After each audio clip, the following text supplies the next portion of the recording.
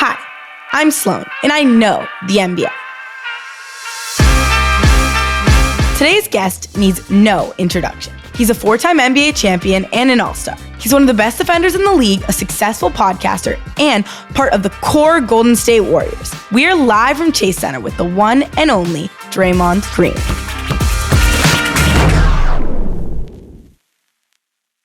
Dre, I'm 16 years old, and you're 33, and I'm sorry. I feel like I try to make you feel old a lot, and you're not old, but in the league of the NBA, I mean, 33 now, 16 was a long time ago, you know? Absolutely. Yeah. I remember 16 years ago or 17 years ago would take me to see. I remember that. Okay, good. It was a long time ago. I'm about to ask you a lot of questions about that. So at 16 years old, what were you like as a basketball player? At 16 years old as a basketball player is when I first kind of started to come into my own. I was kind of sophomore, junior year. And my junior year season is when I really took off. My freshman year, I played freshman basketball. My sophomore year, I was on varsity. I started every game on varsity, but I was a role player for sure. Okay. I kind of had my role, and I did that. My junior year, the team became mine. And that we won our first state championship. So that was really my first experience of winning a school championship. I lost in 6th grade, I lost in 7th grade. I'm lying. I did win in 8th grade, but we didn't have, in my city, we didn't have a tournament.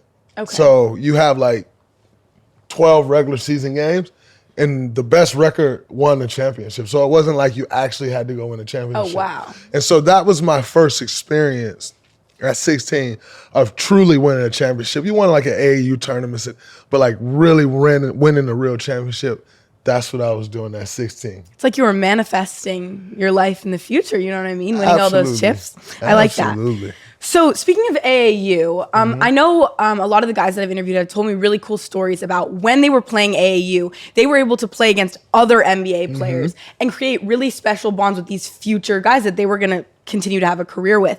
Do you have any guys like that you've just been friends with since you were really young? I know I have a few guys that I've played against since I was young. I was actually on Instagram the other day. Manny Harris, who played with the Cleveland Cavaliers, he played with the Los Angeles Lakers for a short amount of time. Manny Harris grew up in Detroit, Michigan. And Manny, I remember growing up, as a young kid, 5th and 6th grade, 7th grade, we're coming from Saginaw, a small city. We go down and we play those guys from Detroit. And you get a totally different feel from who we play back at home, and Manny was one of those players. He was absolutely incredible. And he used to destroy us when we were younger.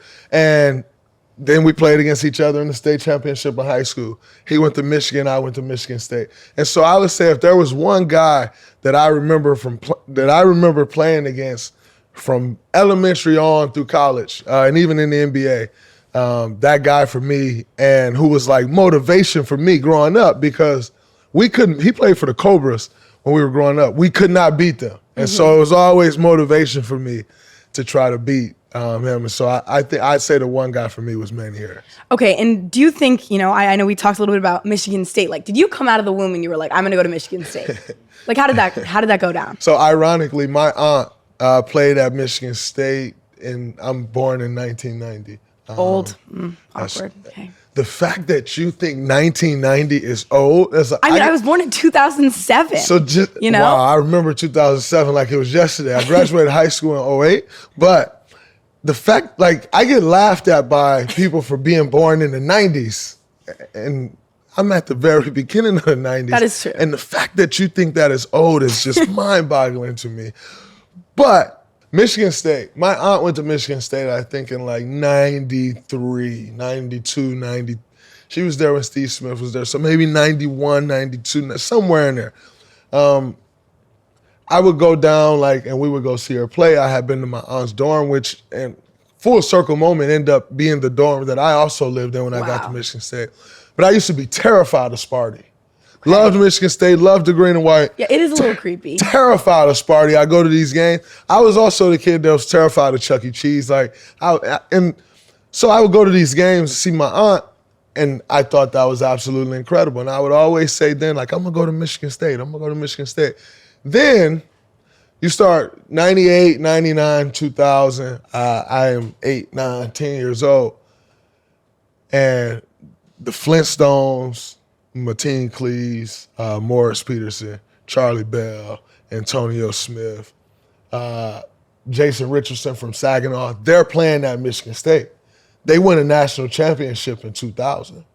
And so for me, growing up as a young kid, and I remember I can always place Michigan State from when I was 3, 4 years old, and then to see them at 10 years old winning a national championship, I thought that was everything. Flint, Michigan is 20 minutes away from Saginaw. Jason Richardson being from Saginaw, to watch those guys and be like, wow, they're playing in the national championship. They're beating Florida in the national championship. I want to go to that school. And me and my brother from that time was like, yeah, we're going to go to Michigan State. Yeah. Why not Michigan, though? You know what's funny? I knew this was going to get you going. In the state of Michigan, you grow up, you're a Michigan fan or you're a Michigan State fan. As I'd imagine in LA, you're either UCLA or USC. Most people. Maybe not you, Sloane, because you pick your own teams like you didn't pick the Lakers or pick the Warriors. But you usually pick one of those schools. And so for us, it's like, all right, Michigan State. Michigan State's a no-brainer. Like, the colors are better. Like, the school is better. You could debate that. The coach is better. Oh. The program Throwing is better. Shots. Okay. Like, it's Tom Izzo. He's a Hall of Famer. Nobody can debate that. But and then like I said, it was also something that I could see, though, at a young age and say, oh, those guys are like me. Like, they come from a similar place that I come from. And so, and then I'm not going to lie, I like teams that win. I mean, this is football, but like 11-0, you know? Like this year, but like they were stealing signs and, like. Okay, so you're a believer in the stealing. I mean, it is obvious, like clear as day.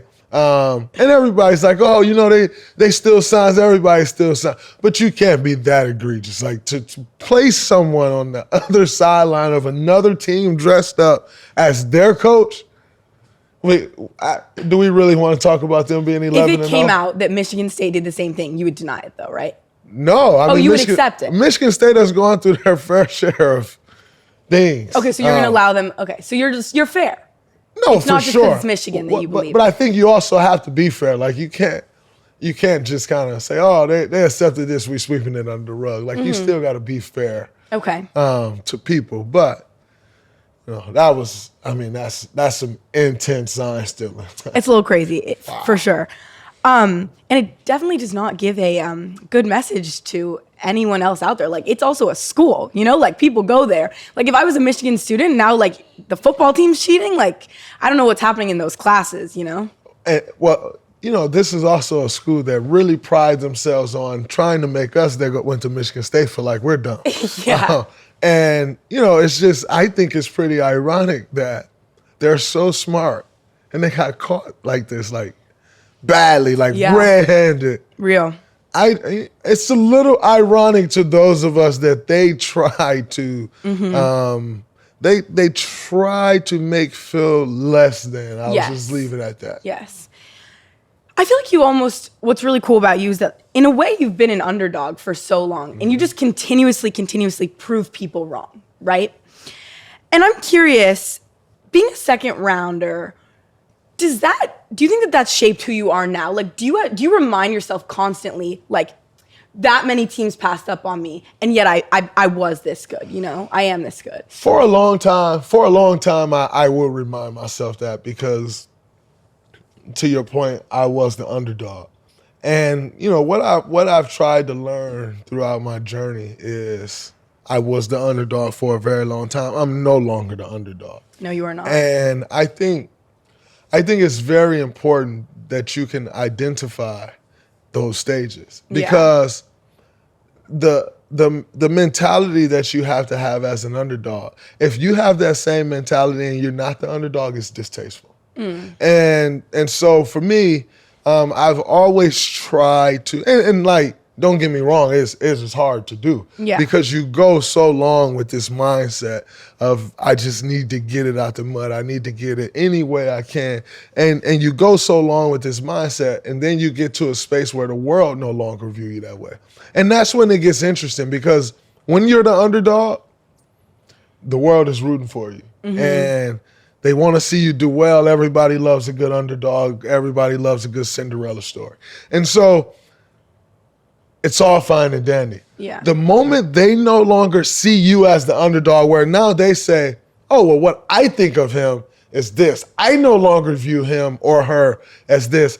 This is where I place them at. Yeah. And that's when it starts to get interesting because, again, those same things that you did as an underdog, now that they no longer look at you that way, it's now viewed totally different. Yeah. And so I think for me, an interesting adjustment that I had to make, and I must be honest, you still, like, it's a never-ending thing. Like, you never really get to the space of, like, I'm not the underdog. Like I never accepting. do underdog things. Like, there are still times where you do those things because it was such a part of you for so long, Yeah. you know? And so I think just identifying when you're no longer the underdog is as important as having the underdog mentality when you need it. And what advice do you think you would give 16-year-old Dre to be like in that time when, I mean, you said you played freshman basketball as a freshman and then you were a role player your sophomore year on varsity, but what would you tell that 16-year-old kid? Like,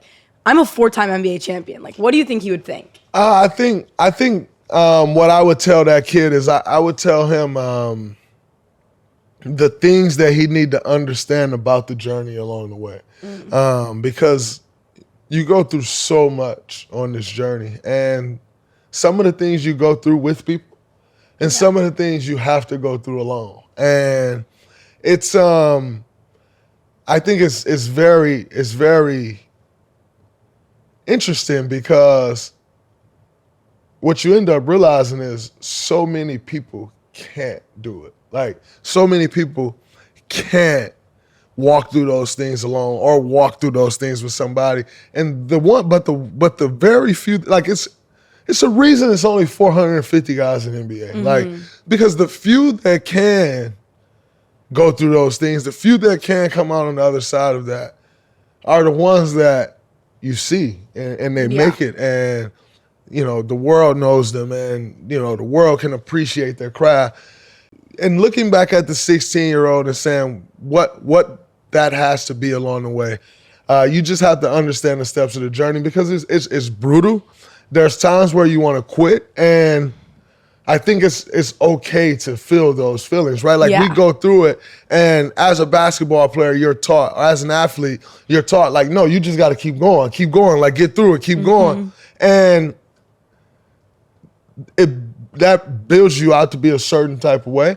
But I think in going through it, you have to understand that, like, try not to ride the roller coaster because and by the way, it's still a roller coaster. Like, I'm 33 years old, I'm playing at the highest level you can play at, and it's still a roller coaster, you know? But as you get older, as you've been in it, you learn, like, man, I can't ride this roller coaster. Like, sometimes you experience the highest of highs and you experience the lowest of lows. And to ride that wave the entire time, it's impossible. Yeah, it's a mental game too. 100%. So that's what I would just tell the 16-year-old me is like, okay, great, there's 4 championships. There's these things in college. There's these things in high school and the college.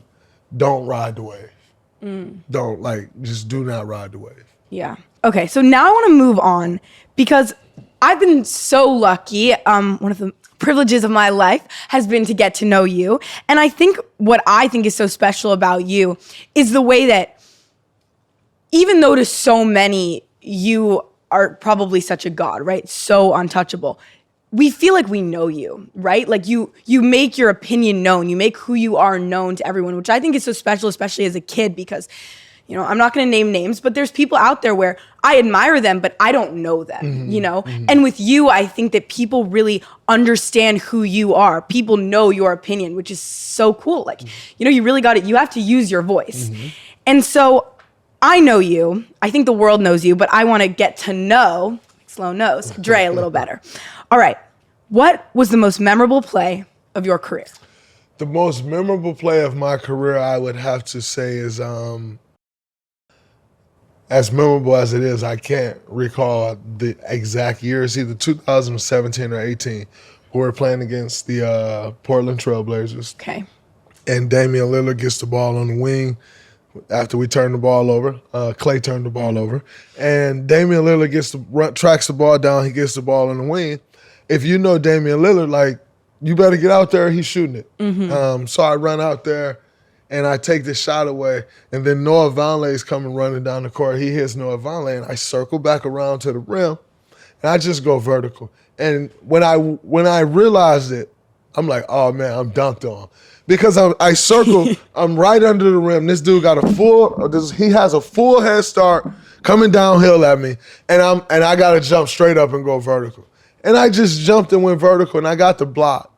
That, to me, I would say was the most memorable play. Like, I had a great series, but that play, like, I felt like I locked their whole offense down myself, and that play was like a microcosm. That is what I always say. My dad and I talk about this all the time, where sometimes I'll watch your highlights, and people don't understand that you stop the whole team by yourself. Like, that's a really hard thing to understand, because you're like, oh, no, they just threw the ball out of bounds. And you're like, no. Draymond 100% forced that. Whether it was mental, whether it was physical. Like, if you really watch those highlights, every single time something happens, like, I swear, your fingerprint was on there. It is true. And I also think that is the same with Gary Payton II. Big shout out. That's my guy. I love him so much. And I just noticed this. I mean, every time the other team messes up, I'm like, it was either Gary or Dre. It must have been. I definitely appreciate it. And the reality is like, in order to do what we do on the defensive end, I always say people don't value or approach the defensive end the same way that they do the offensive. In the same way you have to have spacing on offense, you have to have on defense. Yeah. Like, and there's so many little nuances to where if one guy isn't on the same page, it all falls down. And so I do understand the importance of, like, having everybody on the same page and trying to lead that. But as far as defense goes, like, again, just like offense, there's things that you want to get to as a defender. There's things that you want to get to when you understand what they're trying to get to. And I think for me, it's just always trying to be a step ahead of the play, knowing like, oh, man, they want to get there. Well, if I can get to that spot before they get there, it throws off the entire timing of their play. And that's what I try to do and focus on. And I try to cause the same havoc for opposing offenses as great offensive players cause for opposing defenses. For sure. And on the topic of defense, as obviously a defensive player of the year, can you give me 2 defenders currently in the NBA that are just extremely underrated? Well, a Sloane Knows alum, and I feel like everyone always I feel like everyone always say this guy is underrated, and I think the reason everyone always says he's underrated is like because he doesn't have a defensive player of the year. He hasn't been on as many all defensive teams for as good of a defender as he is, and it's Drew Holiday. Of course, Drew Holiday is like, I was watching the game the other day. Al Horford went out. Porzingis was out, like, not playing that night. Al Horford goes out the game. And, like, Boston's matchup, like, you can tell in their shoot-around, in their game, that the matchup is now Drew Holiday and Joel Embiid. And, yeah, they're throwing a double team. But if you know anything about defense, Drew has to keep Embiid in a position for the double team to be able to get there. Yeah. Drew is outsized by Joel Embiid by at least 100 pounds. At least. Oh, yeah. At least 6 inches, probably more. And he's just holding his own. Drew and Joel is like me and Drew. Absolutely. Facts. And by the way, Joel is an incredible player, like MVP. One of the most impressive things about that is Joel's a dog. Joel will embarrass you if he can. He will go right at you. And it wasn't like he saw Drew and it was like, I smell blood. And I think that is one of the most incredible things. Like, when it's no better feeling as a defender when you're like, say I'm running up and my guy's going to set a screen and the guard's like, nah, man, you get out of here. Bring that guy up. And as a defender, you just feel accomplished because it's like, oh, he don't even want to face me right now. And so I think Drew is one. And the second one is an underrated defender. I think the second one is Anthony Davis. Really? Okay. Anthony Actually, Davis, also, for sure. for the real ones out there, also a Sloane Knows alum to like a certain extent. I did like a cute little interview with him, but it was like a minute. But with the help of Dre, I know AD will be sitting in that chair one day. Absolutely. But AD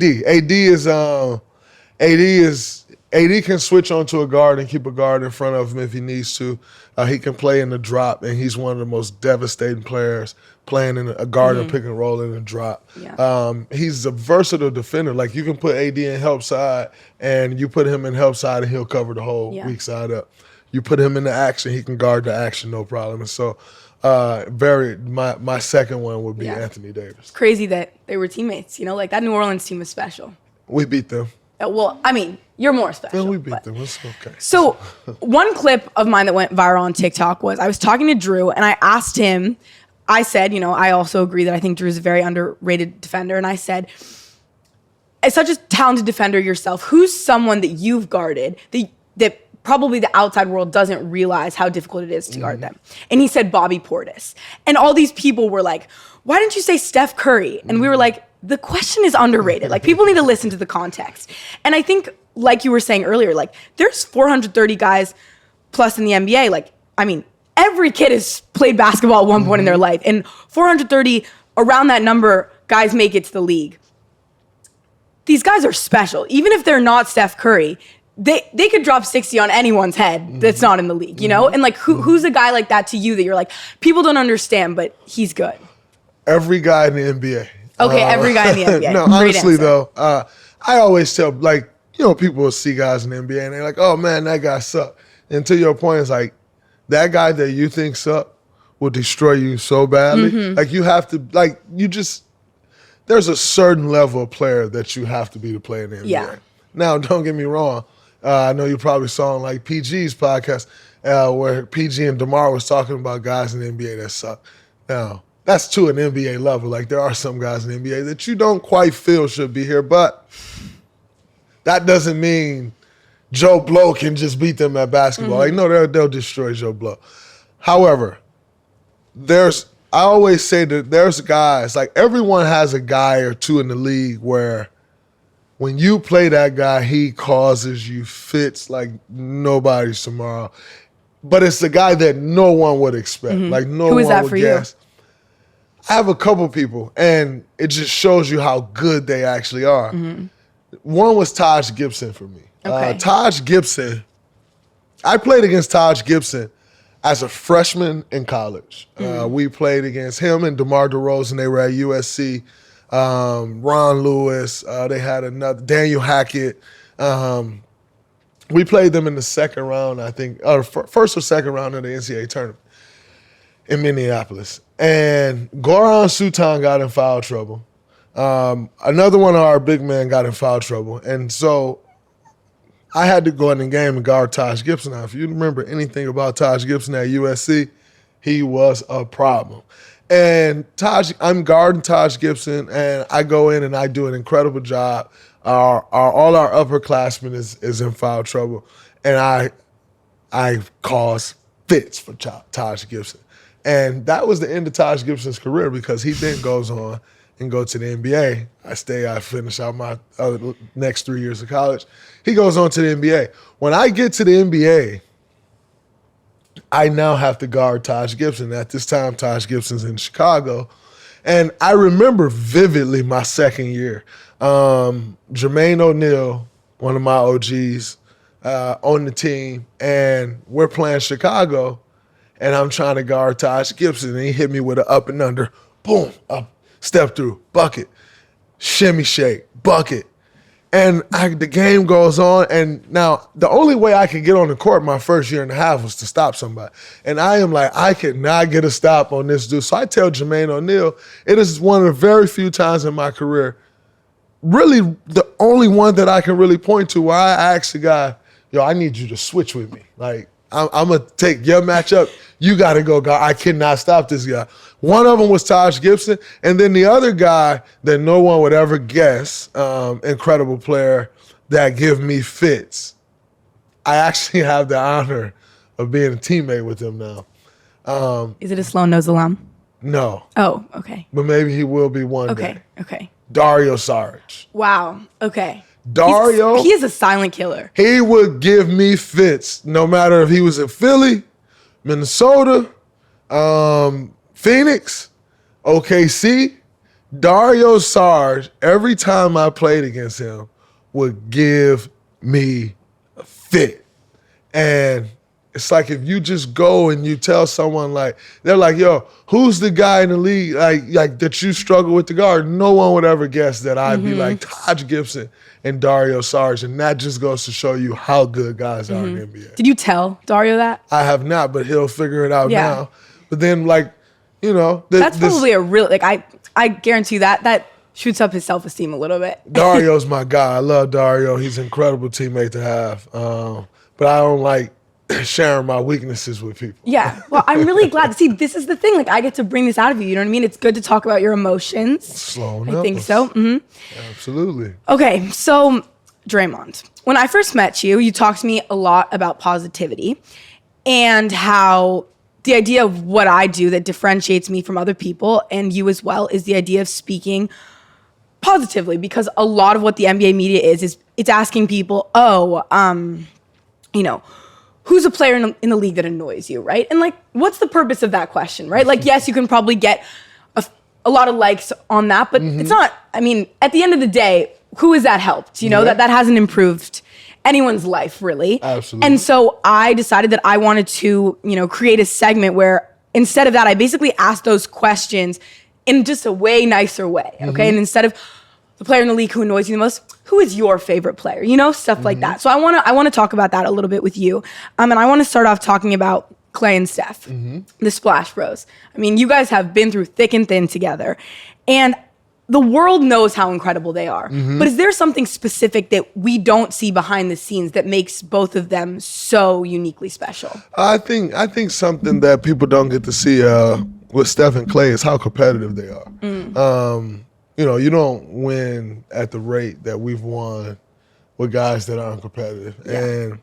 And, because they shoot the ball the way they shoot the ball, because they play with the flash that they play with, I've seen so many teams and guys make the mistake of thinking, oh, I'll just bully him. I'll just get physical with him and it'll be no problem. And they run up against those guys and they quickly realize that approach doesn't necessarily work. To me, the most, two of the greatest shooters ever that we've ever seen, in my book, the two greatest shooters we've ever seen, their number one attribute, their number one skill is not their shooting. Their number one skill is their competitive nature. Wow. And that's something that doesn't get any credit. No one ever says, but Klay Thompson is one of the fiercest competitors I've ever seen. Wow. No one ever says Steph Curry is one of the most competitive guys I've ever seen. Did you see him in this moment? Did you see how he stood up in that moment? No one ever talks about that because the shot's so beautiful. Yeah. But that's the reason behind the 4 championships. It's not the shot. Yeah. I love that. And now that we're moving on from Steph and Klay, they were people that people understand why they're amazing. But can you tell us something incredible about a young warrior that you've been able to play with in the past few years? Maybe instead of sharing something new like you shared with Steph and Klay, something maybe that we just haven't been able to see yet, but that we will see about a young guy in the Warriors. Wow, that's interesting because I think we've had quite a few young guys over the last few years.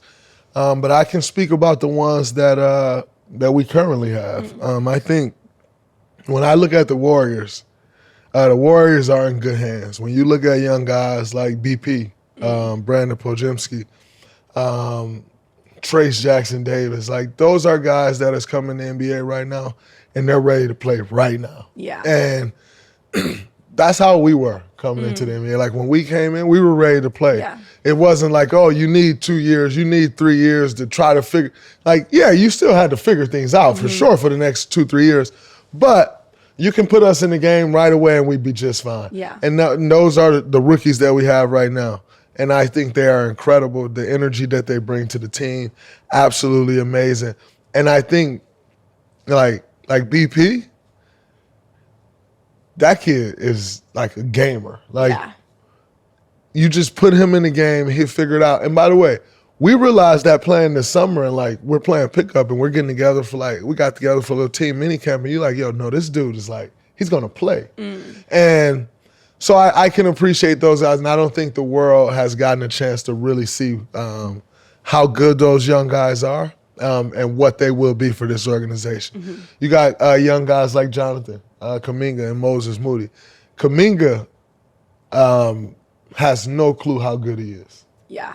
And I think that's so incredible because he believes he's good. It's like a weird thing. He doesn't have a clue of how good he is, but he actually, he's a confident kid. So he believes he's Have good. the right level of confidence. It's not even that he doesn't have the right level of confidence because he is as confident as they come. Okay.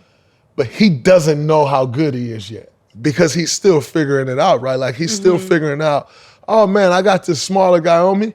I don't need to speed up and go faster with him. I need to slow down and just get him to the spot I want to get to. Now I can just raise up over and make the game simple, you know, more easy for myself. And so when I say Kuminga doesn't, like, he has the confidence, but he doesn't know how good he is, it's just because he hasn't even really tapped into yet all of the things that he's capable of tapping into that for someone who's been in this for 12 years, I see, oh, he's going to get to this and he'll figure that out. The game will slow down for him in this area and he'll do that.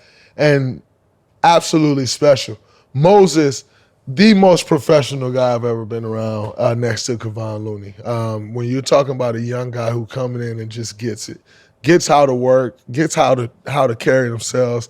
Moses is one of those special people that, like, you look back in an organization 13 years from now and you're like, man, he's just been there the entire time, and that's because they want to have him around. Like like he's great for your team. And then obviously none of that matters if you can't play. And he continues to grow as a player, shooting, competing, one of the best wing offensive rebounders in the NBA. With as much knowledge and experience that you have in this league, do you feel a responsibility to take a guy like Jonathan Kuminga under your wing and you're like, I just know he can be that much better? Do you feel that responsibility where you're like, I want to let him know this. I want to help him become that good? 100%. That's something that a road that I try to really take on is mentoring young guys.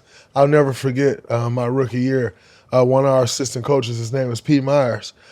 Pete told me two things that I would always keep with me forever. He said, number one, Draymond, you get paid. If you're ever fortunate enough to get paid in this league, you get paid for the next young guy to get paid. And so oftentimes you see like guys like, oh man, that guy got this, I need to do that. Or like, and it's like, no, actually, like if you think about the lifespan of the league, when one gets paid, it only makes it better for the next person. Yeah. You know, and so he told me that. And then he also would say to me, Draymond, you owe it to the game to lead a game in a better place than it was when you found it. And what that meant to me, the only way to do that is to give the game back to the younger guys so that they can then take that to another level and give it to the next young guy. And that's how we keep this thing going. That's how we keep it growing. That's how we continue to feed our families better than any of us could ever imagine we would be able to do playing the game of basketball. And so I think those are a couple principles that I stand by, and what's a absolute byproduct of that is mentoring young guys because I think it's important to lead a game in a better space than it was when I got it. For sure. And speaking of that mentorship process, what I've loved to see and what's been so fun for me is to follow accounts like SportsCenter Next, right? And to see the mini LeBrons, right? And the mini Carlos Boozers and the mini Gilbert Arenases and all these guys where their sons are, you know, mini Carmelo Anthonys, and like their sons are continuing to like build on their legacy. And obviously everyone knows you have a son. He's so adorable. But do you also, I know like you said, you feel a responsibility to guide the guys in the league, but have you ever found yourself talking to some players' sons about what they can do to really make it to the next level? I wouldn't necessarily say talking to other guys' sons about making it to the next level. Because they have that. You know, they have that. I think one thing that I do get a lot of pleasure out of is just talking to kids in general about making it to the next level. But I think, it's kind of a phenomenon in the NBA of seeing NBA players, children coming to the NBA and having success. But when I look at that phenomenon, that's largely driven by the success of Steph and Klay. Yeah. Because you see these guys at a young age with fathers, their sons of NBA players, and you actually see them become superstars. Yeah. See, those are one of the few that, you've seen guys come into the NBA. The Warriors are a team literally full of Trace Jackson Davis's dad played in the league. Andrew Wiggins, obviously Steph and Klay. Is there GP? Oh, of course. Whose dad is champion and a superstar as well. But I think that's largely driven by the success of Steph and Klay because it's like, oh, these guys' dads were in the NBA, and you see the growth and like the progress of those guys. And so I think, they don't get enough credit for that. But that's a check mark on your list, as is an all-star appearance, because it's changing the NBA. And now we're starting to see more and more kids come in the NBA. And like for me, like you mentioned, DJ, like I would love to see DJ play in the NBA. I think that's dope. But I'm not the parent who's going to push him like, yo, I want you to play basketball. I think you should. Like if he wants to play basketball, I'm all in, right? And I'm all in on helping you. I'm all in helping guide you. But I never want my son to think, man, my dad played basketball. I got to play basketball. I don't like that. I like that view. So as we know, like the name of this show is Sloane Knows, right? So Sloane knows your game. And I do, Dre. You don't understand, like every day after school, whatever, I'm always reading random stats. Like I follow every single weird basketball account to find like the most random facts about everyone. When I watch Warriors games, I lay out jerseys, to manifest. Like I'm all in. So I do know your game, but what I want to know is, do you? So I'm gonna ask you some trivia about yourself. Okay. And I'd like to know what you have to say about it. I know that I just interviewed DeAndre Jordan, and he actually beat Chris Paul in this game, and texted him about it. And I think like it got a little chippy. Like everyone was very like, so this is a thing. Like people are very interested in this. So I just want to let you know that to like bring out the competitive side in you. Wait, time out. Okay, time out. Never mind. What's the scoring like? Because I need to understand how I can win. Okay. Oh, wow. Okay. So this is a prime example of Draymond's competitiveness. Okay, so there is... Okay, let's see how many questions there are. There's 6, 7. Okay, there's 7 questions. And I'm the grader. So, like, it makes me really annoyed, right, when, like, a teacher's like, oh, like, you got half credit on this math question, but not the other one. And I'm like, why? Did it really matter, like, where I put the multiplication sign, right? So I'm grading it. Okay. And I like you. So I may give you half credit. I may not. Let's see. Oh, wow. So you'll get full credit, but then also like some of them are really hard or your answers could be close and I'll consider, but you can't bribe me. Okay. Okay, like I'm like tough. Like you can't get through this. So like I don't care what you have to say. It's going to be rough. And one last question. What was DeAndre scoring? What was Chris Paul scoring? I think DeAndre got like something like, I don't know the exact, but like I need to start like actually like keeping count of this, but it was like really bad. Like it was like 2 and like 3.5. Like it was not impressive. Oh, piece of cake. Is it really? Okay, let's see. Draymond, what was your high school GPA? My high school GPA, I finished high school with a 3.2 GPA. 3.4. Okay, already one question wrong, but I'll consider my scoring on that. 3.4? Tough. Wow, I did finish with a 3.4. Are you proud of yourself knowing that? That's better than you thought.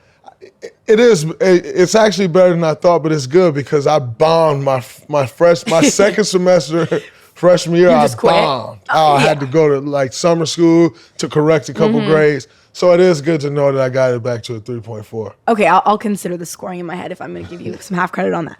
Next, out of the 60 members of the 2012 NBA draft, how many played in the NBA? And then for a bonus point, how many of them were all-stars?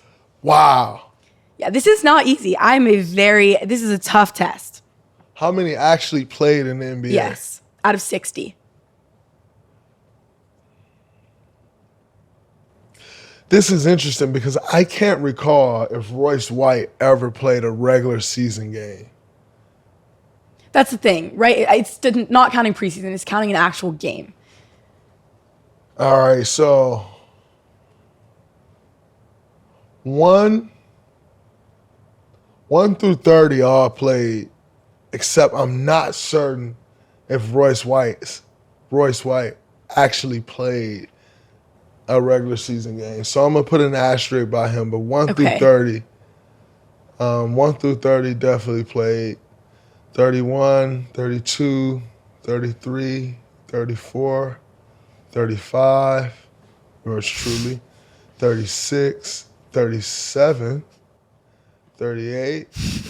I did not think you were going to go like this, but okay. 41, Tyshawn Taylor. What? 42. Wait, you can name every single person? I can still name them for sure. That is crazy. But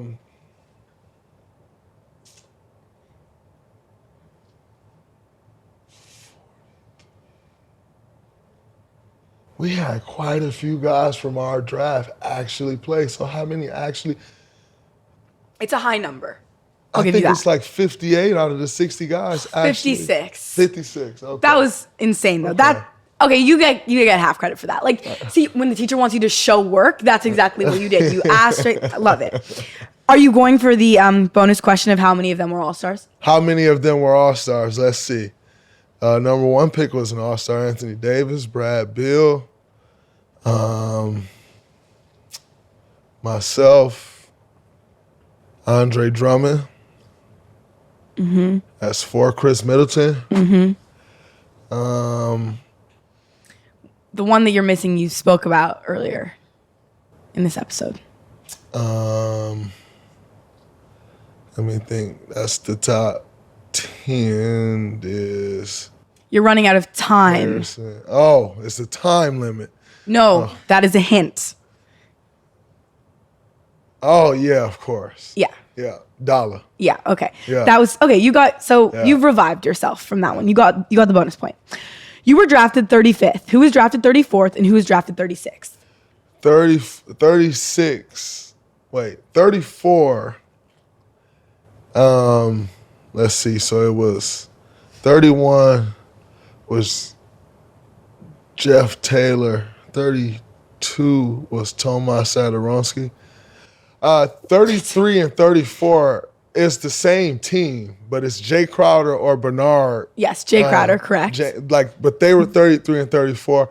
I always flip them too because it's the same team, but it's like the same pick. But yes, and Jay then Crowder. 36 is wow, I'm gonna bomb this, but I think it's Quincy Acey. No, it is. Wait, do you want one more guess? I do want one more guess.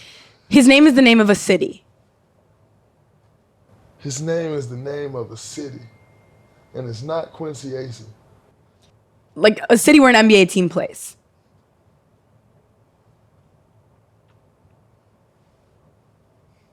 A city where an NBA team. There's somebody and recently had a NBA. First pick. Like last year, had the first pick in the draft. That team. Orlando Johnson. Correct. I helped you out so much on that. Did help me with I that. am not giving you any points. Orlando Johnson. I think it's still impressive that I can land on Orlando Johnson. It is still impressive. It is still impressive. I played with Orlando Johnson, USA, though, so that's kind of... Orlando, this is sort of awkward. Draymond didn't remember. Yeah, I should have known that. Awkward. That's sad. On February 10th, 2017, you had 10 steals in a game. Those 10 steals set a Warriors record for most steals in a game since 1974. Who had that record previously? I don't know the answer. I'm going to guess Monte Ellis. Rick Barry. Oh, the record. The previous. Yeah. All right. I misinterpreted the question. No I was worries. thinking like Rick Barry is 74. Well, I mean, you do have to read the instructions better. So. I didn't get to read, though. I just listened. Well, you have to. But Coach Izzo do tell us you got to listen, learn to listen to learn. I messed that up. You were listed as 6'6" today on like Google or whatever. What was your listed height in your final year at Michigan State? 6'7". So did you shrink? Like what happened there? They start hating on me. You said I'm getting old. They say you shrink when you get old, right? Yeah. There it is. I hope that does not happen to me considering I'm 5'4". So if I shrink, I'd basically become like that would be really bad. Well, the problem is like someone in the NBA a few years ago like took it upon themselves like we want to put everyone's real height, and like who tells their real height? Like, Yeah, everyone's lying, obviously. like, no one tells their real height. Not. So yeah, you know what? I'm 6 feet. Genius. I'm just gonna say that I'm 6 feet. It's fine. Whatever. No one knows. I mean, that's a stretch. Like you get a couple inches, give or take. Like actually, I'm 6'6". Like 6'7" is a stretch, but 6'7" is cool. Exactly. Like, 6'8" a stretch.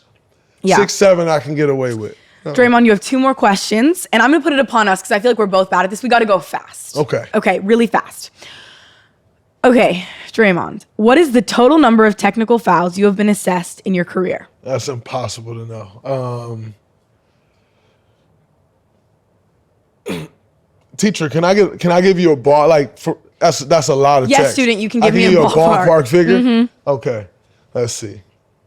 I'm in year 12 now, so that would be 11 years worth of text. I would say 16 last year. I would say I definitely 92. That is very generous. So it's actually 163. That is and it was insane. 163 2 weeks ago. That's ridiculous. So it may be 165. 163 texts. Wow. Is your goal 200? I'll blow through that Okay. if I'm already at 163. I mean, you figure I got 3 years left on this contract. You can average me out at about. I won't get to 200. Okay, for me. I will not get. This to is 200. the new media. Kindness. I will not. You heard it here first. Okay, great. Thank you so much. Sloane Knows. So that gives me about 30. Like 40 one text to work left with. in your career. Yeah. He'll think about it. All right. Okay. That's tough. Okay. 31 texts to work with. You are my favorite green, okay? Thank you. Yeah, you're welcome. But how many players in the NBA currently have the name Green, and can you name them? Considering we're on a little bit of a time crunch, I'm going to tell you, currently it is 5 total. Can you name those 5 Greens? Meaning yourself and 4 others. Myself, Danny Green. Is not currently on an NBA roster. He was a week ago. He was a week ago. He is not currently now. I am very up to date with my statistics, as you can see. Yeah, I told you, this is not going to be easy. Jermichael Green isn't anymore. Nope. Jalen Green. Correct. Josh Green from Dallas. Correct. So that's what? That's 3. Me, Jalen Green, Josh Green. Mm-hmm. You're left with a player on Jalen Green's team and then a player who was just drafted out of Northern Iowa. Jeff Green. And yes, Jeff Green. There's someone just drafted out of Northern Iowa. There's no You just totally ripped that from me. You sounded so smart when you said that. You were like, he was drafted out of Northern Iowa. Like you knew that. I said that 1 minute ago, but. No, I don't know who that is. Drafted out of Northern. Yes, to the Milwaukee Bucks. Oh, that's the shooter. Okay, but that doesn't give us his name. I don't really know. Is it Joe Green, maybe? No? No. Okay, I'll give you a hint. It's like 2 letters, but it's like a I don't know what the word is when it's like 2 letters. J.R. Green or? Close. I'm just going to give it to you. A.J. Green. AJ, all right. That's fair. Draymond, remember when you said before this that you were going to like beat everyone? I don't think you got one question completely right. But I got all of But you them got partially all of right. them partially credit. Okay, congratulations. I will consider the scoring and I will let everyone know at a later time. But thank you very much, Draymond, for coming Appreciate it. These are tough questions, by the way. They are. Rapid fires are usually easy. No, not on Sloane Knows. It is not easy on Sloane Knows. Jesus. Thanks for listening to this episode of Sloane Knows with Draymond Green. You can get links to my socials and see some fun behind-the-scenes action from Chase Center in the show notes, or just search Sloane Knows on Instagram, TikTok, and YouTube. Remember, that's Sloane with an E. From Jam Street Media.